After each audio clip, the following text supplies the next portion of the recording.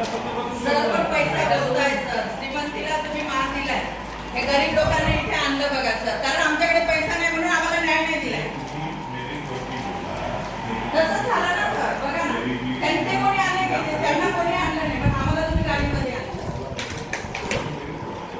मी म्हटल्याप्रमाणे पोलिसांचे सुद्धा हात बांधलेले आहेत, ते पण त्या सिस्टमचे बळे, म्हणून त्यांच्यावरती आपला काहीच आरोप नाही.